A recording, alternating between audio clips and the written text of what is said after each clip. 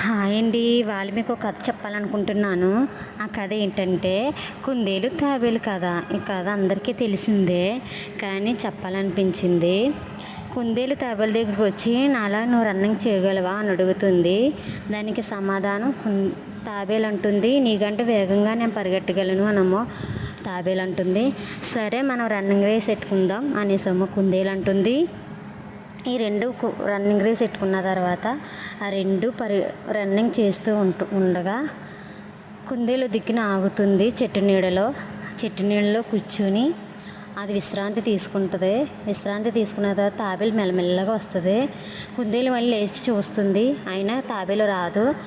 మళ్ళీ అది విశ్రాంతిలోకి వెళ్తుంది. వెళ్ళిన తర్వాత తాబేలు మెల్లమెల్లగా వచ్చి కుందేలు ఎక్కడుందని వెతుకుతూ ఉండగా కుందేలు చెట్టు నీడలో ఉంటుంది. ఆ చెట్టు నీడలో అది విశ్రాంతి తీసుకునిచుండగా అది మెల్లమెల్లగా వెళ్ళి దాని గమ్యాన్ని చేరుకుంటుంది. ఇందులోకే అది కుందేలు మెలకు వస్తుంది. అయితే తాబేలు ఇంకా రాలేదమ్మా, అయితే మనం ముందుగానే వెళ్దామని కుందేలు అనుకుంటుంది. కుందేలు వెళ్ళిన తర్వాత తాబేలు దీనికంటే ఫస్ట్ ఉండగా అప్పుడు ఇందులో గెలుపు తాబేలుదే. కుందేలు ఓడిపోతుంది. నా ఛానల్ నచ్చినట్లయితే లైక్ చేసి సబ్స్క్రైబ్ చేసుకోండి. Thank you.